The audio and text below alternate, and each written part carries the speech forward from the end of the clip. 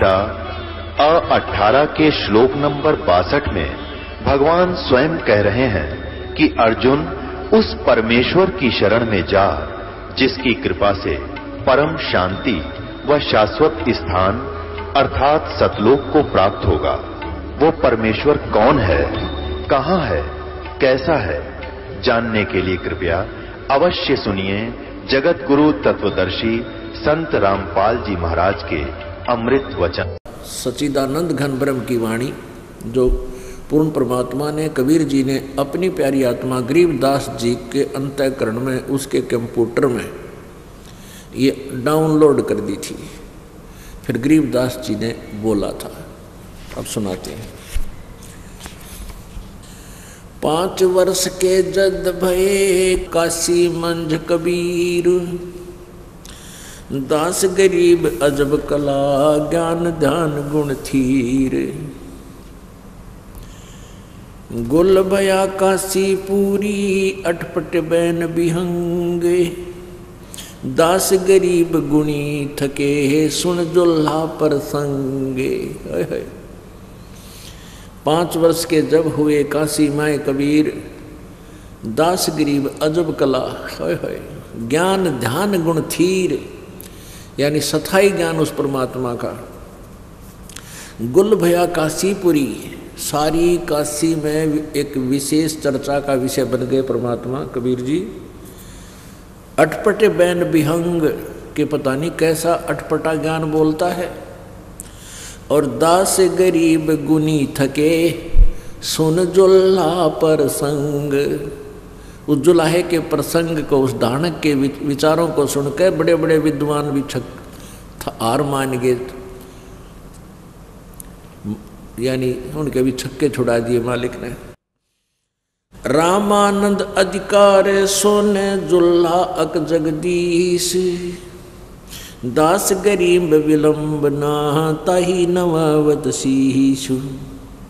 रामानंद को गुरु कहे तन से नहीं मिलात, दास गरीब दर्शन भये पैड़ लगी जो लात। पंथ चलत ठोकर लगी राम नाम कै दीन, दास गरीब कसर नहीं सीख लई परवीन। कल आपको बताया था ना, परमात्मा कबीर जी ने स्वामी रामानंद जी को गुरु बनाने की लीला की थी। एक अभिनय किया था कि स्वामी रामानंद जी वृद्ध हो गए थे। जिस समय कबीर परमेश्वर जी का लीला में शरीर 5 वर्ष का दिखा रहे थे, उस समय रामानंद जी 104 वर्ष के थे, 104 वर्ष के वृद्ध। और उस समय भी वो उनके शरीर अच्छा तगड़ा था, ठीक थे। तो स्नान करने के लिए पंचगंगा घाट यानी गंगा के किनारे बने हुए पक्के स्नान स्थल पर जाते थे। उसमें पैड़ी लगी हुई थी नीचे उतरने के लिए घाट में। तो परमात्मा कबीर जी 2.5 वर्ष के बच्चे का रूप बनाकर पैड़ियों में लेट गए। रामानंद जी के अंधेरे में नीचे उतर रहे थे ब्रह्म मुहूर्त में, सुबह सुबह 1.5 घंटा, लगभग 1.5 घंटा पूर्व सूर्योदय से, उसको ब्रह्म मुहूर्त कहते हैं। प्रतिदिन स्नानार्थ जाते थे, परमात्मा को पता था कबीर जी को, इसलिए वहाँ 2.5 वर्ष के बच्चे का रूप धारण करके पैड़िया में लौट गए। पैड़ियों में लेट गए। रामानंद जी नीचे उतर रहे थे, अंधेरे में उनकी खड़ाऊं लगी थी। परमात्मा ने रोने का अभिनय किया। रामानंद जी ने कहा, एकदम झुके तो उनके गले की कंठी, एक ये कबीर पंथी भी ऐसे ये लकीर पीट रहे हैं। ये तो लीला की थी मालिक ने, कबीर जी ने। रामानंद जी एक कंठी यानी एक तुलसी के मनिए की माला पहनते थे, ओनली 1 तुलसी की लकड़ी का एक मन का होता था।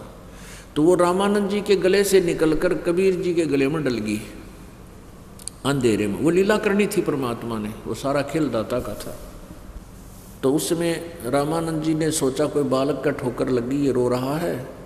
कहा, बेटा उठ, आशीर्वाद दिया, सिर पे हाथ रखा, बोल रो ना बेटा, राम राम कह। और रामानंद जी स्नान करने के लिए नीचे चले गए और उसको कहा, बेटा तू बैठे रहना, रास्ता भूल गया तू रात्रि में, और तुझे भिजवा देंगे तेरे घर पे, चिंता मत करना। रामानंद जी स्नान करने लगे, परमात्मा अंतर्ध्यान हुए अपने घर पे, झोंपड़ी पर आ गए थे। उसके बाद उन्होंने कुछ दिन के बाद इस विवेकानंद को छेड़ा था, तो उसके विषय में जानकारी गरीबदास साहिब जी दे रहे हैं अपनी अमृतवाणी में। कबीर साहिब द्वारा दिए हुए ज्ञान को कैसे बता रहे हैं। रामानंद को गुरु कहे वो तन से नहीं मिलात, दास गरीब दर्शन भय हे पैड़े लगी जो लात। पैड़ियाँ में लेटे हुए थे, पैड़ियों में, घाट की पैड़ियों में, वहाँ रामानंद जी की लात लगी थी, पैर लगा था। पंथ चलत ठोकर लगी राम नाम कै दीन, दास गरीब कसर नहीं सीख लई परवीन। अब वहाँ पकड़कर जब ले आए परमात्मा कबीर जी को, रामानंद जी अपनी झोपड़ी में अंदर खड़े हैं, खड़े हो गए, पहले तो बैठे थे, और सामने गेट पर पर्दा ला रखा, ये दिखाने के लिए कि मैं तो शूद्रों का मुंह भी नहीं देखता, इतना इनसे हेट करता हूँ। क्योंकि ब्राह्मण वर्ग में नंबर जब बने थे उनके, जो इतनी छुआछात दिखावे वो पक्का ब्राह्मण माना जा। और यदि कोई छुआछात नहीं रखता है ब्राह्मणों में, अन्य शूद्र जाति वालों से विशेष लिंक रखता है, तो ब्राह्मण उसको जाति से डाल देते थे। और वो गुरु पद पर विराजमान, और उसने तो और ज़्यादा सावधानी बरतनी पड़ी कि कदे मेरे चिल्ले चाले ना भाग जा। अगर इनको ये हो जाए कि रामानंद ने एक दानक के लड़के को नाम दे दिया, कहीं तेरी छवि मलिन ना हो जाए, तो क्या कहते, आडा पर्दा लाए करे रामानंद बूजंत, दास गरीब कुलंग छवि अदर ढाक कूदंत। अब कितना अच्छा चित्रण कर रहे हैं आदरणीय गरीबदास साहिब जी, आत्मा और परमात्मा का कैसा संवाद हो रहा है। परमात्मा कबीर जी, उनकी प्यारी आत्मा, श्रेष्ठ आत्मा रामानंद जी। देखो हम कितने मलिन हैं, हम कितने दुष्ट हैं। एक छोटे से पद को पा करके हम भूल जाते हैं अपने अस्तित्व को, हम जीव भी हैं। रामानंद जी एक महर्षि को आकर भूल गया, सामने भगवान खड़े हैं और उनको क्या कहता है, कौन जात कुल पंथ है, कौन तुम्हारा नाम है, दास गरीब आधीन गति ही बोलत है बलि जाऊं मैं। अब जैसे गुरु शिष्य की जो भूमिका होती है, उसी दृष्टिकोण से परमात्मा उत्तर दे रहे हैं। रामानंद जी ने पूछा, कौन जाति कुल पंथ है, तेरे कौन जात है, कौन से कुल में तू जन्मा है, और कौन तेरा पंथ है, यानी किस पंथ से संबंधित है तू भक्ति मार्ग में, और कौन तुम्हारा नाम, तेरा क्या नाम है। गरीबदास जी कहते हैं, आधीन भाव से परमात्मा पूर्ण ब्रह्म सारी सृष्टि का रचनहार और एक जीवात्मा के सामने गुरु शिष्य की अभिनय करते हुए कहते हैं, दास गरीब आधीन गति, इतना अधीन होकर बोले, कहते बलिहारी जाऊं मैं उस परम पिता पे। गरीबदास जी कह रहे हैं, क्या बोले वो परमात्मा रामानंद जी को, जाति हमारी जगत गुरु परमेश्वर है पंथ, दास गरीब लिखत पढ़े मेरा नाम निरंजन कंत। मेरी जाति पूछता है तो मैं जगत गुरु हूँ, यानी सारी सृष्टि को तत्व ज्ञान मैं ही प्रदान करता हूँ। और मैं कौन से भक्ति मार्ग को अपनाया है मैंने, परमेश्वर है पंथ। जैसे एक ईश और एक ईश्वर, जो ईश से श्रेष्ठ, वर माने श्रेष्ठ, वर माने पति, मालिक, स्वामी, जो ईश का भी से भी श्रेष्ठ, यानी उसका भी स्वामी। और फिर परमेश्वर, जो ईश्वर से भी परम, यानी उससे भी श्रेष्ठ। जैसे ब्रह्म को ईश कहते हैं, पर ब्रह्म को ईश्वर बोलते हैं, और परम अक्षर ब्रह्म को पूर्ण ब्रह्म को परमेश्वर बोलते हैं। कहते हैं मैं परमेश्वर का मार्गदर्शन करने आया हूँ, परमेश्वर है मेरा पंथ, और तुम्हारा तो विष्णु जी ही इष्ट है। जाति हमारी जगत गुरु, परमेश्वर है पंथ, दास गरीब लिखत पढ़े मेरा नाम निरंजन कंत। और मैं परमात्मा हूँ। निरंजन का अर्थ होता है माया रहित, माया रहित केवल परमात्मा ही है। लेकिन ये काल भी अपने आप को निरंजन कहता है, लेकिन ये ज्योति निरंजन है। माया रहित केवल परमात्मा ही हो सकता है और दूसरा माया रहित हो ही नहीं सकता, निरंजन। तो हम यहाँ जैसे ब्रह्म, ब्रह्म माने परमात्मा, अब यहाँ जब ब्रह्म बोलते हैं तो इस काल के लिए बोला जाता है, इसलिए पूर्ण ब्रह्म लिखना पड़ा, क्योंकि इसको डिफाइन करने के लिए, इनकी भिन्नता बताने के लिए। अब जब रामानंद जी 104 वर्ष के ऋषि महर्षि पाक रहा था, उसने ये सुना 5 वर्ष का बालक और दानक का लड़का अपने आप को कहता है मैं परमात्मा हूँ और जगत गुरु हूँ। पुण्यात्माओं, अज्ञान का इतना प्रभाव अपने अंदर है। स्वामी रामानंद जी, महर्षि रामानंद जी विष्णु जी के पुजारी थे।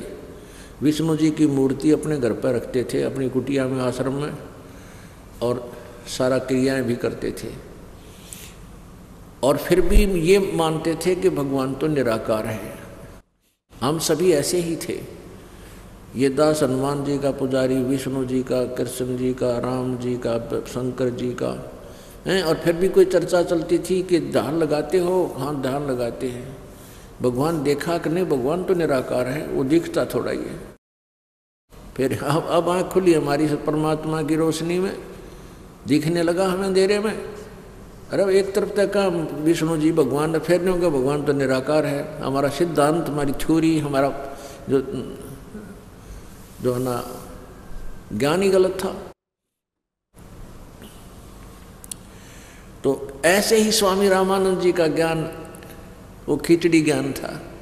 उसके आधार से कहते रे बालक सुन दुर्बुद्धि घटमट तन आकारे, दास गरीब दर्द लगा हो बोले सिरजनहारे।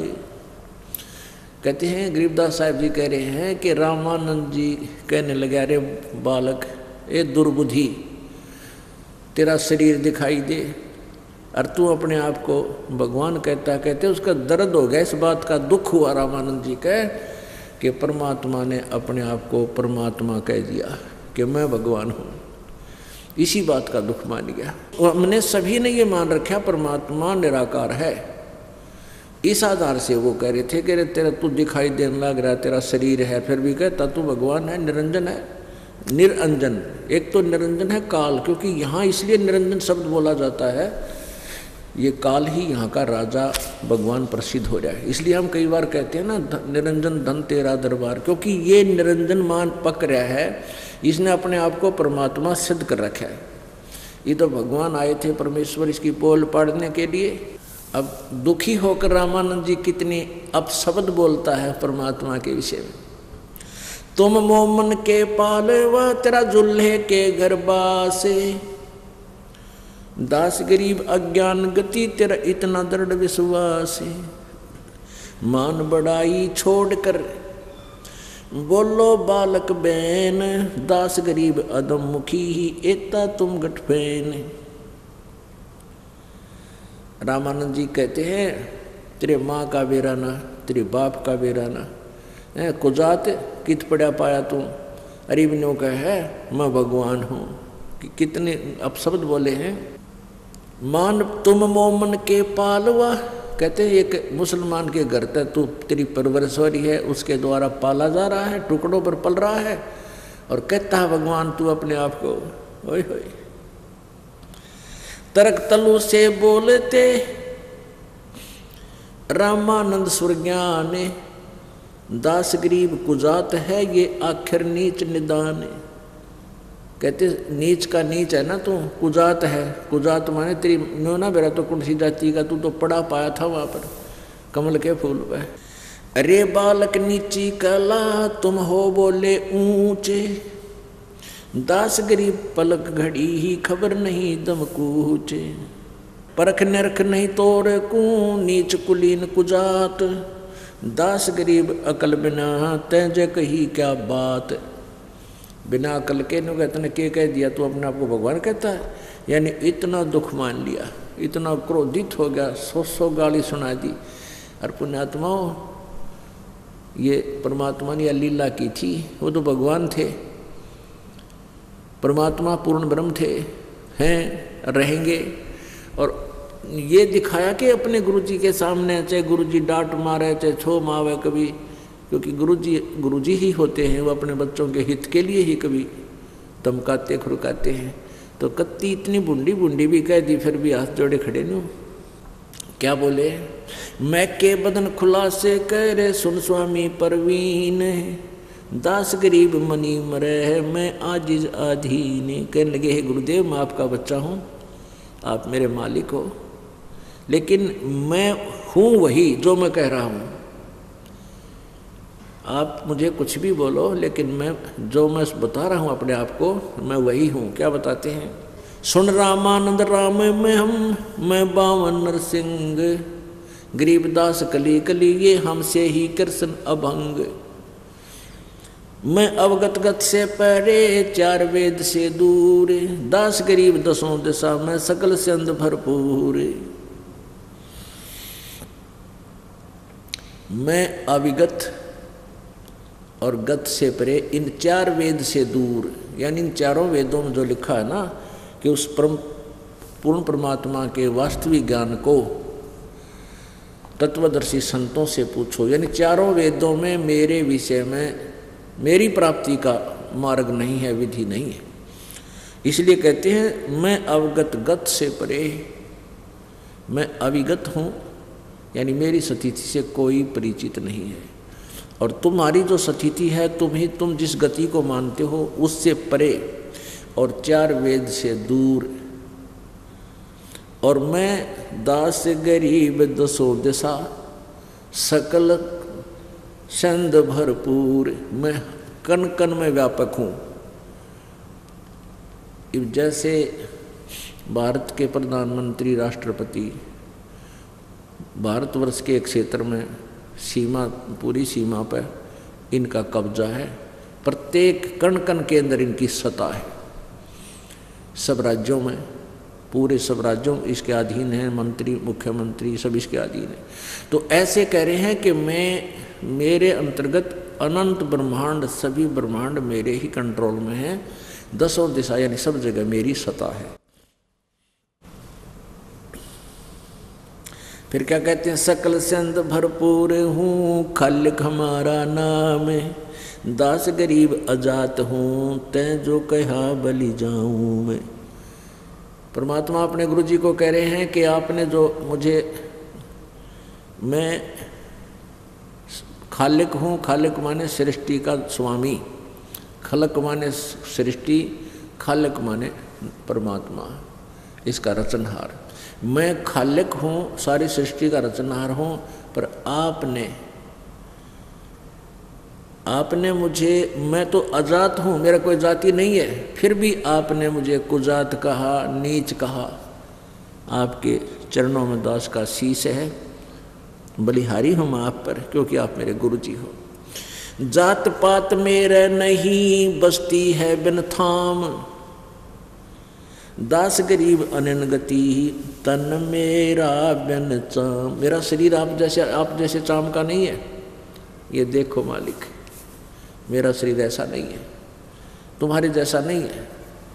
ए स्वामी सृष्टा में और सृष्टि हमरे तीर, दास गरीब अधर बसों अवगत सत्य कबीर।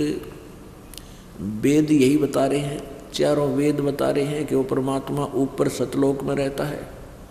और परमात्मा स्वयं भी कह रहे हैं कि ए स्वामी, हे गुरुदेव, सृष्टा में, सारी सृष्टि का रचनहार मैं हूँ, और ये सृष्टि हमरे तीर, ये पूरे ब्रह्मांड, असंख्य ब्रह्मांड मेरे ही आधार हैं। दास गरीब अधर बसूं, ऊपर रहता हूँ, अवगत सत्य कबीर, अविगत जिसकी सतिथि से कोई परिचित नहीं है, और मैं अविनाशी परमात्मा कबीर हूँ। पौमी धरनी आकाश में मैं व्यापक सब ठोरे, दास गरीब ना दूसरा हम समतुल नहीं और। धरनी आकाश में कहते मैं सब जगह मैं ही व्यापक हूँ और मेरे बराबर दूसरा कोई और प्रभु नहीं है। अब परमात्मा तो सारी साची कह रहे, रामानंद जी के उल्टे ज्ञान के आधार से उसने बूंदी लग गए, बुरी लगे, अभी झूठ बोला, बकवाद करे, दो उंगल का बालक छोटा सा बच्चा क्या बताते, मैं सतगुरु में दास हूँ, मैं हंसा मैं वंश, दास गरीब दयाल हम, मैं ही करूँ पाप विध्वंस, यानी पापों का नाश भी मैं ही करता हूँ। सुन रामानंद राम में मैं बावन नरसिंह, दास गरीब सर्व कला मैं व्यापक सर्वंग।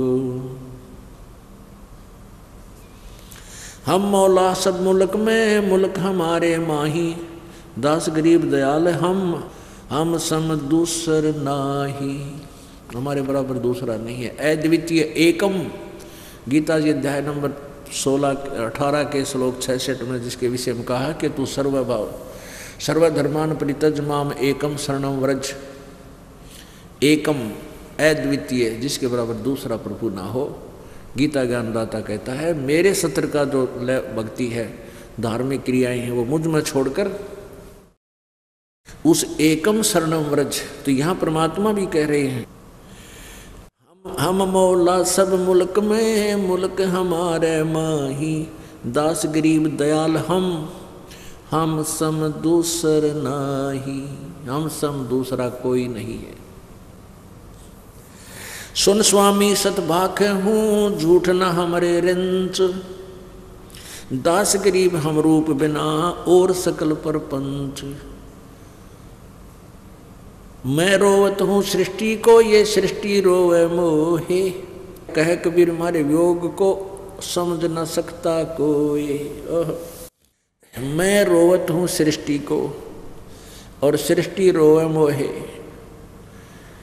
अब ये भोली आत्मा तो हे परमात्मा हे भगवान हमारा दुख दूर करना, हमारा जन्म मृत्यु का कष्ट निवारण करना, ये तो मुझे रो रही है और मैं इन्हें रो रहा हूँ कि मैं परमात्मा हूँ, तुम जिनको पूज रहे हो ये भगवान नहीं है, ये तुम्हारा दुख निवारण नहीं कर सकते, ये तुम्हारे भाग्य में लिखे हुए प्रारब्ध को परिवर्तित नहीं कर सकते, इसमें कोई परिवर्तन नहीं कर सकते, और मैं जो चाहे सो कर सकता हूँ। गरीबदास जी ने कहा कि सतगुरु जो चाहे सो कर ही, 14 कोट दूत जम डर ही, ऊत भूत जमत्रास निवारे और चित्रगुप्त के कागज पाड़े।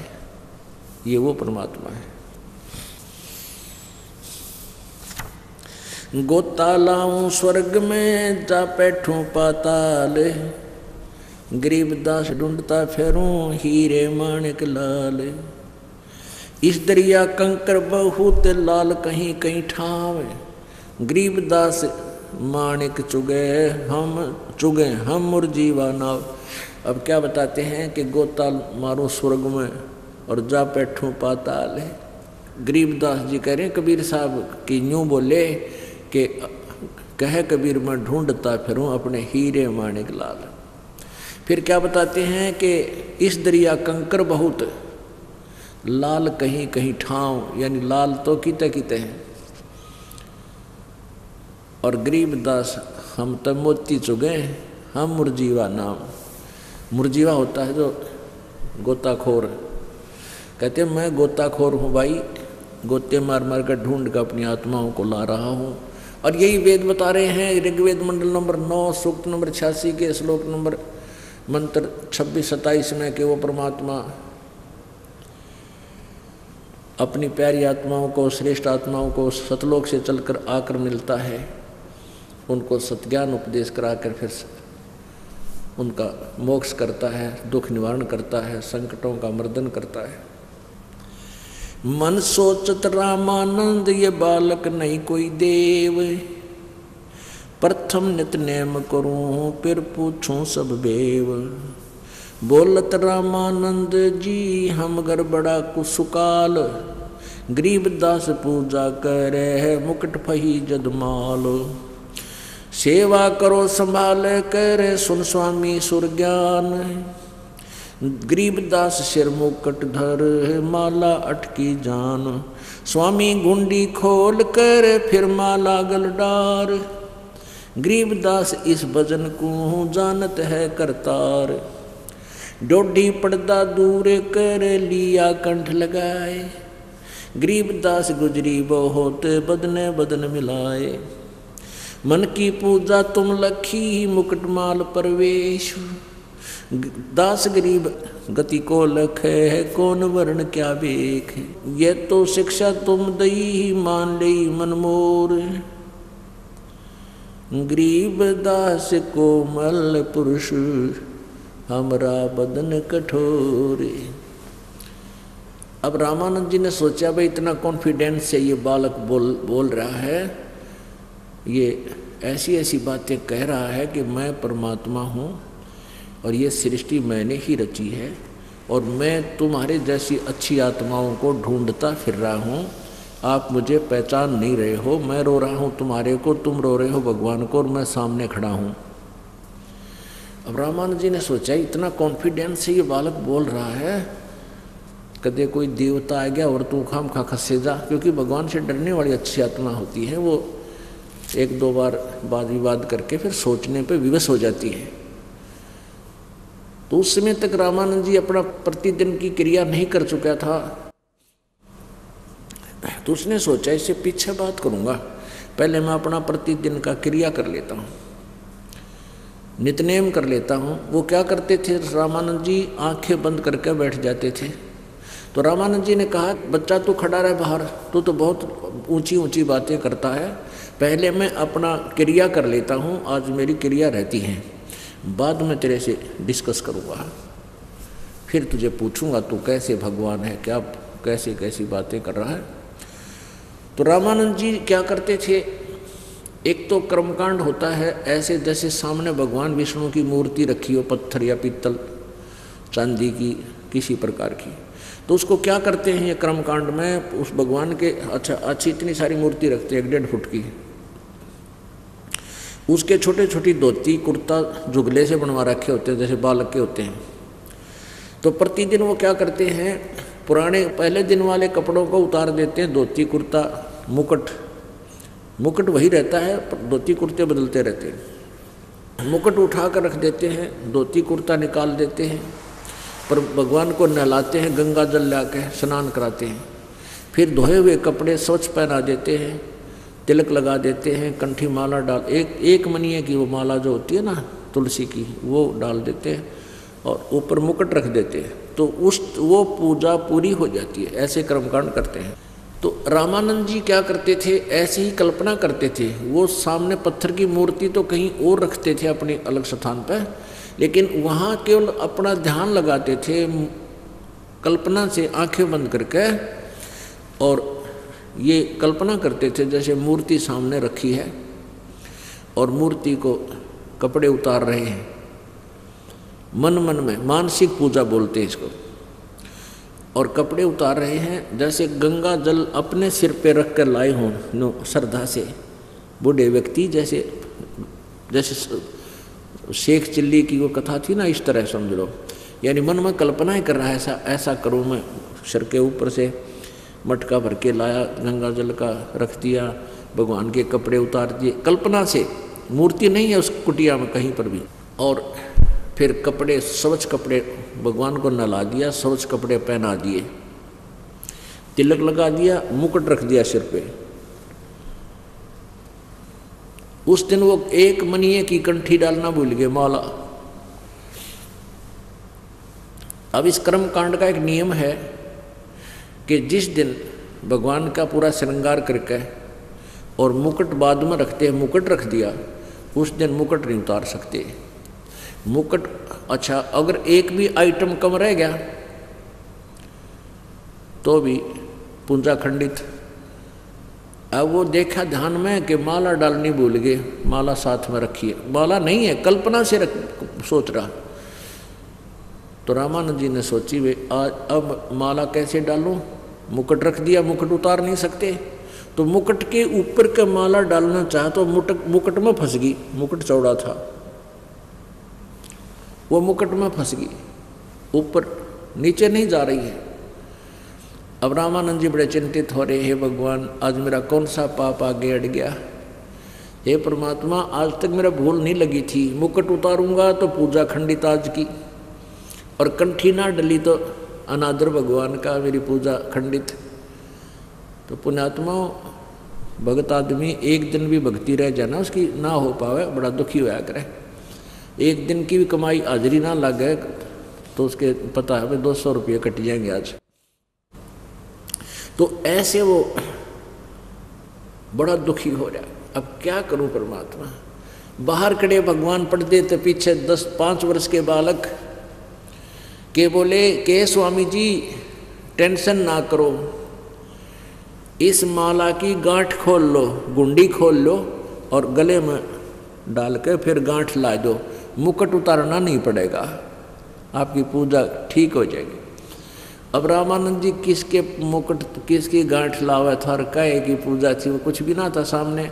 अब उसने सोचा रामानंद 104 साल के बुजुर्ग ने कि भाई तो भगवान खड़ा सामने, मेरे मन की बात बता दी इसने, ना कोई मूर्ति है भाई पर्दा हटा के देख लिया हो, ना कोई मैं तो संकल्प विकल्प अपने मन में ही कर रहा था, और इसने मेरे मन की बात, मेरा दुख, मेरे मन का दुख भी दूर कर दिया इसने, जो मैं तंग हो रहा था, आडा पर्दा दूर फेंक दिया।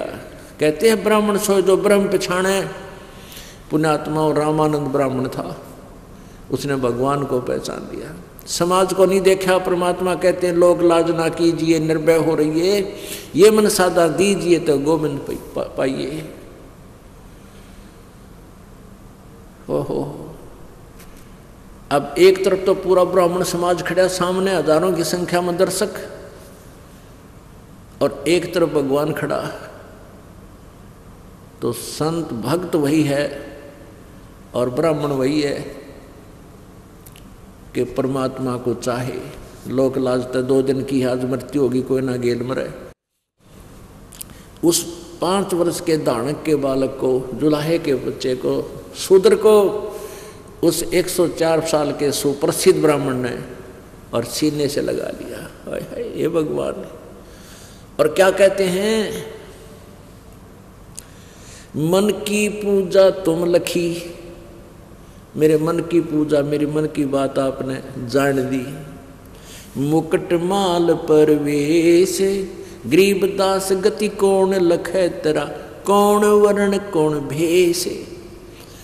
रामानंद जी कहे भगवान तुझे कैसे पहचाने हम, किस तो वर्ण में यानी शूद्र वर्ण में, और किस वेशभूषा में एक बालक सा खड़ा है, धोती कुर्ता पहने छोटा सा।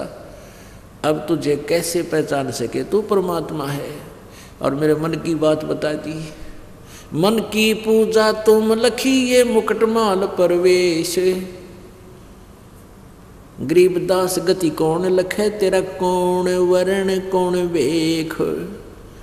तेरी महिमा को, तेरी सतिथि को कैसे पहचाने हम, तो किस वर्ण में और किस सतिथि में खड़ा है, तुझे कैसे पहचान सकती है बोली दुनिया। क्योंकि हमारी तो बुद्धि भ्रष्ट कर रखी है ना ज्ञानियों ने। परमात्मा तो निराकार है, वो तो कभी साकार रूप में आता ही नहीं, वो तो कण कण में व्यापक है। अब रामानंद जी कहते हैं कि हे परमात्मा, अब मैं एक बात तो आपकी समझ गया कि मुझे क्या शिक्षा देना चाहते थे, कि आप मुझे ये शिक्षा देना चाहते थे कि परमात्मा पाने वाले भक्त में जाति पाति मजहब की मर्यादा नहीं होनी चाहिए, नफरत नहीं होनी चाहिए एक दूसरे के साथ। तो यह तो मैं आपकी बात समझ गया कि आपने मेरी आप फड़क निकाल दी, या छुआछूत की बीमारी मेरे तक हटा दी आपने। अब मैं छुआछूत नहीं करूँगा।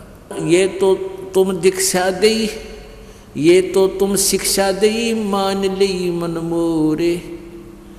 रामानंद जी कहते हैं, गरीबदास जी गवाही देकर कह रहे हैं, गरीबदास कोमल पुरुष, तेरा तो शरीर सचमुच बहुत विनम्र है, और हमरा बदन कठोर, हमारा शरीर तो बहुत कठोर है, आपका शरीर तो रुई जैसा परमात्मा। यजुर्वेद अध्याय नंबर 40 के मंत्र नंबर 8 में लिखा है कि वो कबीर परमात्मा का शरीर जो है शुक्रम अकायम असनाविरम, शुक्रम अकायम असनाविरम, यानी उस परमात्मा का शरीर माता पिता के योग से शुक्र से बना हुआ नहीं है, और असनाविरम यानी बगैर नाड़ियों के जोड़ जुगाड़ का शरीर है उस मालिक का। शुक्रम अकायम असनाविरम। कबीर मनीषी, वो कबीर परमात्मा विद्वान रूप में प्रकट होता है, उसका शरीर आड़ चाम मास से बना हुआ नहीं होता। तो यहाँ वही कह रहे हैं कि गरीबदास कोमल पुरुष हमरा बदन कठोर। अब रामानंद जी ने कहा, सोचा भाई चल, फिर परमात्मा ने क्योंकि सारी फड़क निकालनी थी, फिर मन चेंज कर दिया उसका। उन्हें सोचा भाई भगवान नहीं है तो कोई पिछले ऋषि मुनि आ जाते हैं, वो छोटी ही उम्र में उनको पूर्व जन्म का ज्ञान होता है, इससे पूरा डिस्कस करता हूँ। रामानंद जी ने कहा कि हे बच्चा, आपने झूठ क्यों बोला? परमात्मा कबीर जी ने कहा कि क्या झूठ बोला स्वामी जी? कि आपने ये कहा कि आपने मेरे से नाम ले रखा है, मैंने तो कभी आपको देखा नहीं। परमात्मा ने कहा, स्वामी जी आपको याद होगा एक दिन आप सुबह सुबह स्नान करने गंगा घाट पर, पंचगंगा घाट पर गए थे, और आपका दास वहाँ पैड़ियों पर लेटा हुआ था। मुझे वहाँ नींद आ गई थी, आपके खड़ाऊँ मेरे सिर में लगी थी, ठोकर लगी थी, मैं रोने लगा। आपने कहा बेटा राम राम बोल, मेरे सिर पे हाथ रखा था। रामानंद जी बोले, भाई वो बच्चा तो 2.5 वर्ष का था, लगभग 2-2.5 वर्ष का होगा। 2.5 वर्ष के बालक का और 5 वर्ष के बालक के शरीर का डबल डिफरेंस हो जाता है। तो स्वामी जी कहने लगे रामानंद जी के बेटा वो तो इतनी उम्र का बच्चा नहीं था, छोटा बच्चा था। उसी समय परमेश्वर कबीर जी ने दूसरा रूप बनाया, एक सेवक की। वहाँ एक छोटी एक खाट चारपाई थी एक सेवक की, उस चारपाई के ऊपर दूसरा रूप बना लिया 2.5 वर्ष के बच्चे का, और उस पर लेट गए, और एक रूप में सामने खड़े हैं 5 वर्ष की लीला में शरीर में।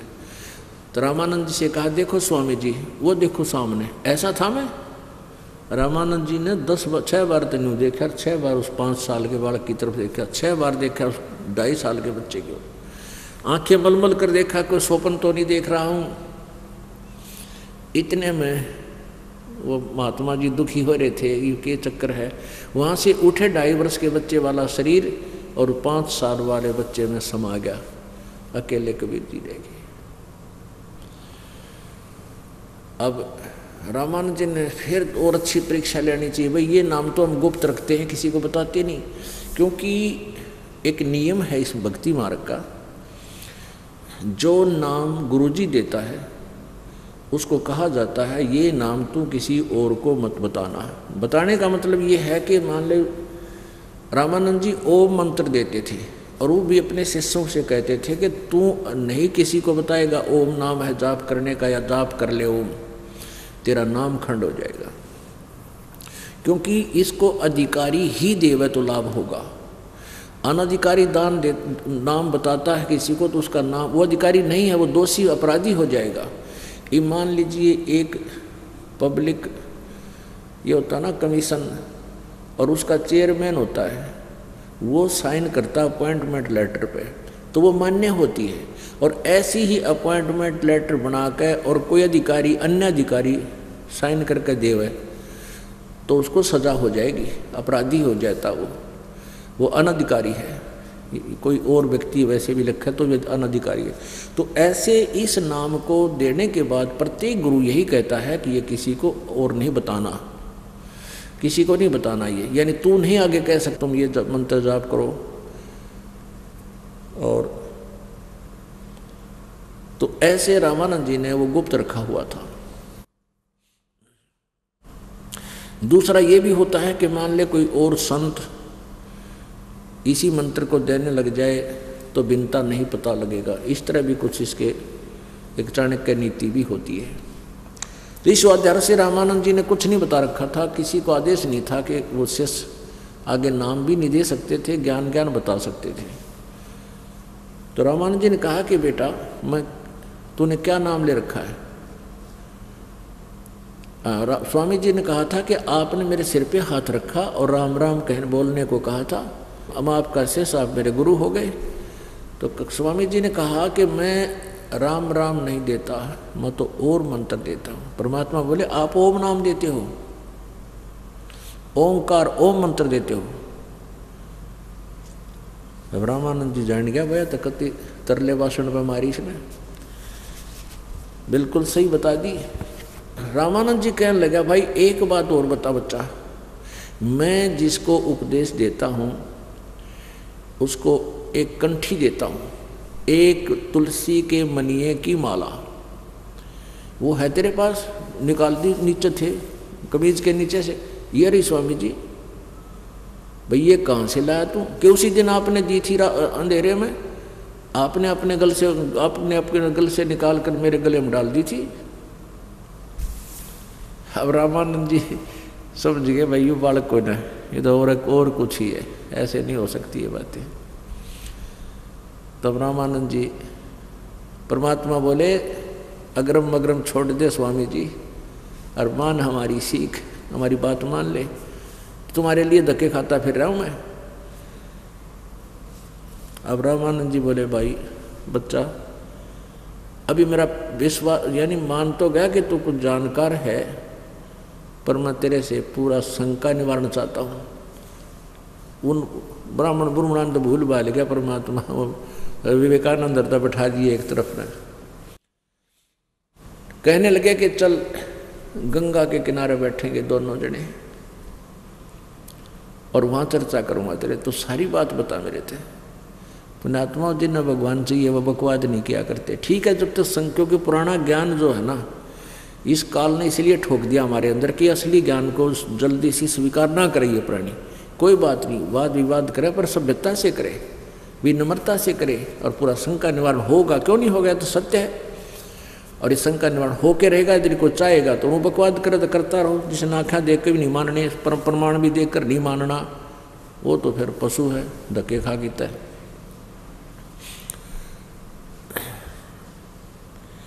अब रामानंद जी और परमात्मा जाकर गंगा के किनारे बैठ गए, चर्चा करने लगे। परमात्मा ने पूछा स्वामी जी आप जो साधना कर रहे हो क्या करते हो? कि मैं विष्णु जी को इष्ट मानता हूँ, विष्णु जी मेरे इष्ट हैं और विष्णु स्तोत्र करता हूँ। अच्छा, ओम नाम का जाप जपता हूँ। अच्छा, और कर्म कांड करता हूँ, हवन करता हूँ, एकादशी का व्रत रखता हूँ। यानी सारे जो क्रियाएं थी वो स्वामी जी बताने लगे। तो परमात्मा ने कहा कि आप इन साधनाओं से कहाँ जाओगे? कि मैं विष्णु जी के पास जाऊँगा। मेरा विष्णु जी भगवान श्री कृष्ण जी में बहुत प्रेम है और वहाँ ऊपर विष्णु लोक में, स्वर्ग में, वहाँ भगवान विष्णु जी रहते हैं। वहाँ पर ऐसे ही बड़े ठाठ हैं, दूधों की नदी वहाँ बहती हैं, वहाँ फलदार वृक्ष लगे हैं। बड़े ठाठ करूँगा, वहाँ रहूँगा, आनंद से रहा करूँगा। अब परमात्मा ने पूछा कि स्वामी जी उस स्वर्ग में जहाँ आप जाना चाहते हो कितने दिन रहोगे? अविद्वान पुरुष था, इतना तो ज्ञान था कि बेटा जब तक जितनी मेरी पुण्य कमाई रहेगी तब तक मैं स्वर्ग में रहूँगा। फिर कहाँ जाओगे? अगना जाने कहाँ जाएंगे। पाप के आधार से नरक में भी जाना होगा। परमात्मा बोले मैं बताता हूँ, उसके बाद आप नरक में जाओगे, क्योंकि आप जो साधनाएं जिन भगवानों की कर रहे हो इनसे पाप नाश नहीं होते और आपके दोनों ही बैड और गुड अकाउंट दोनों ओपन रहते हैं। पाप आपके एक तरफ लिखे जाते हैं, पुण्य दूसरी साइड में, आपको दोनों भोगने पड़ते हैं। उसके बाद फिर 84 लाख योनियां में आओगे, फिर कभी मानव शरीर मिला तो फिर ऐसे ही भ्रमते रहोगे जब तक तत्व ज्ञान नहीं मिलेगा। और ये दास वो तत्व ज्ञान लेकर आया है। अब रामानंद जी ने बात बहुत अच्छी लगी कि ये तो बिल्कुल ठीक कह रहा है कि उसके बाद सब ये तो दुख भोगने ही पड़ेंगे, तो नियम है यहाँ का। तो परमात्मा ने सृष्टि रचना सुनाई कि स्वामी जी अब सुनो मेरे वचन। सृष्टि रचना सुनाई पूरी। तो रामानंद जी कहने लगा कि हमने तो वेदों को पढ़ा है, पुराणों को पढ़ा है, गीता को पढ़ा है, हमने तो ये ज्ञान कहीं देखा सुना नहीं। परमात्मा बोले तुमने पढ़ा ही नहीं, तुमने पढ़ा है तो समझा नहीं, और सतगुरु के बिना ये ज्ञान समझ में आ नहीं सकता। सतगुरु बिन काहुन पाया ज्ञान, जो थो था भुस छड़े किसाना। गुरु बिन वेद पढ़े जो प्राणी, समझे न सार रहे अज्ञानी। अब परमात्मा ने कहा कि आप विष्णु जी को सर्वेश्वर मानते हो, इनको अजर अमर मानते हो, इनके माता पिता नहीं है। कबीर जी ने कहा कि देवी भागवत तीसरे स्कंद में स्वामी जी भगवान विष्णु स्वयं स्वीकार करते हैं कि हमारा आविर्भाव और तिरोभाव होता है, हमारा जन्म और मृत्यु होता है, आप ही नित्य हैं। शंकर भगवान कहता है कि आप विष्णु जी की भी माता हो, ब्रह्मा की भी माता हो, मेरी भी माता हो। अब रामानंद जी के तो उंगलियां पर याद थे वह, क्योंकि विद्वान पुरुष था, संस्कृत जानता था।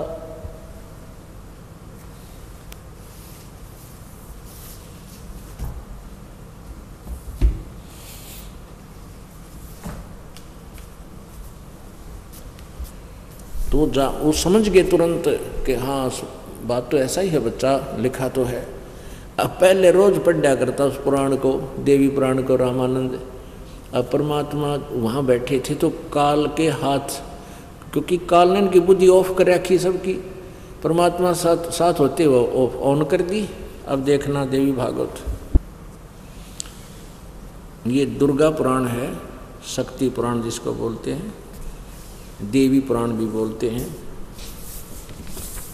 श्रीमद् देवी भागवत, संपादक हनुमान प्रसाद पोदार चिमनलाल गोस्वामी संपादक हैं इसके, प्रकाशक हैं, मुद्रक हैं गीता प्रेस गोरखपुर, गोविंद भवन कार्यालय कोलकाता का संस्थान। अब प्रश्न नंबर 123 पर देखना, तीसरा स्कंद, अध्याय नंबर 4 है ये, 123 पृष्ठ पे।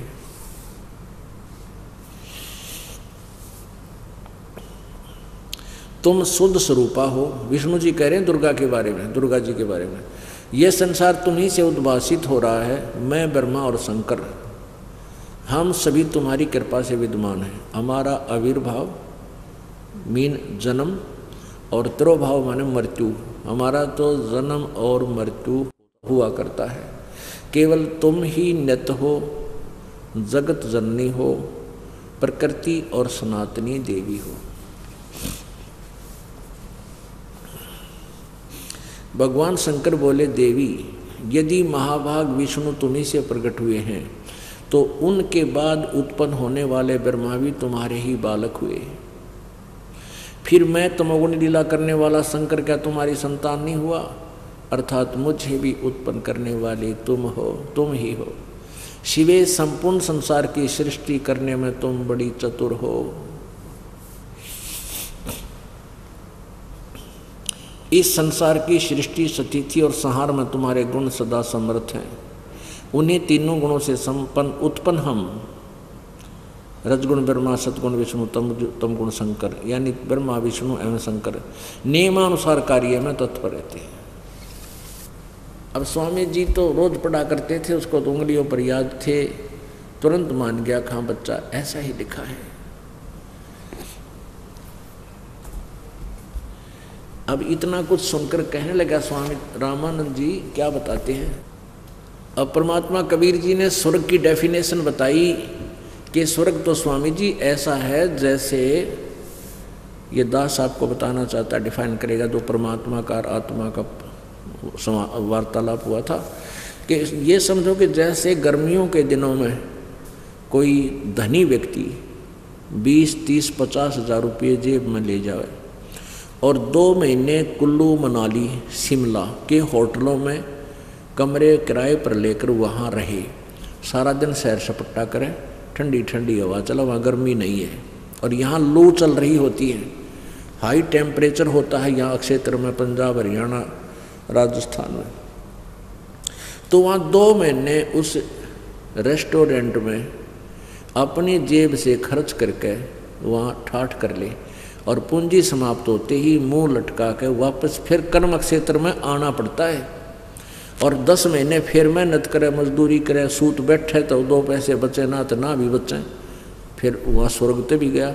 तो परमात्मा ने बताया कि तुम्हारा जो स्वर्ग है ऐसा रेस्टोरेंट समझ ले जो आपकी पुण्य कमाई का नाश करता है और वहाँ पूंजी समाप्त होते धक्के देकर बाहर निकाल दिए जाओगे, वहाँ कोई नहीं रहने देगा।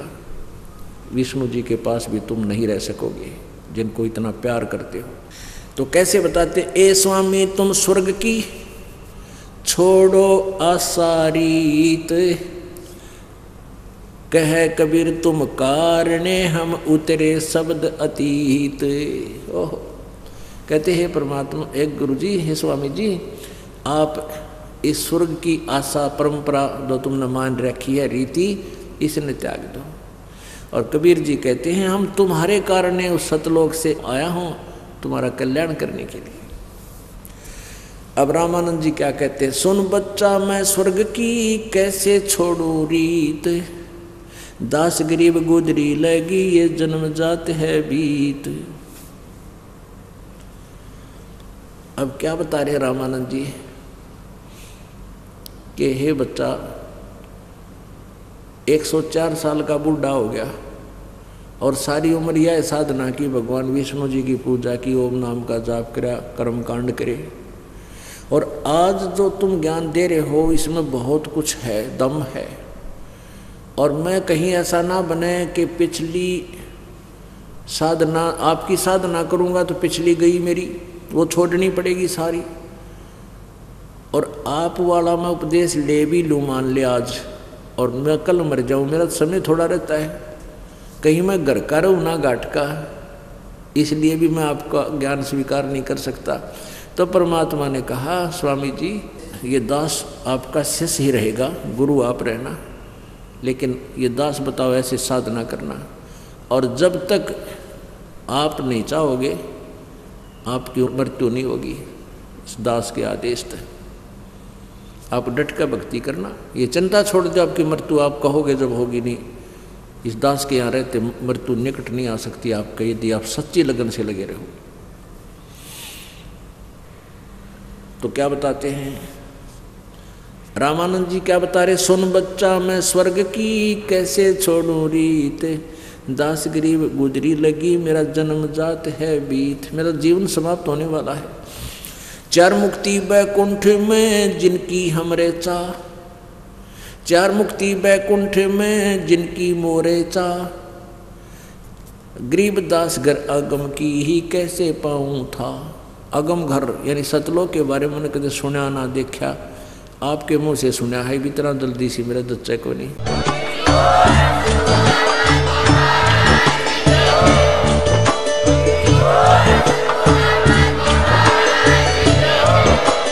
आप सुन रहे थे जगत गुरु तत्वदर्शी संत रामपाल जी महाराज जी के मंगल प्रवचन। अधिक जानकारी के लिए विजिट कीजिए हमारी वेबसाइट www.jagatgururampalji.org। संत रामपाल जी महाराज जी के शुभ आशीर्वाद से पूरे विश्व भर में 500 से भी ज्यादा नाम दीक्षा केंद्र हैं, जिन पर संत रामपाल जी महाराज जी द्वारा ऑनलाइन निशुल्क नाम दीक्षा दी जा रही है। अपने नजदीकी नाम दीक्षा केंद्र का पता करने के लिए संपर्क करें 8222880541।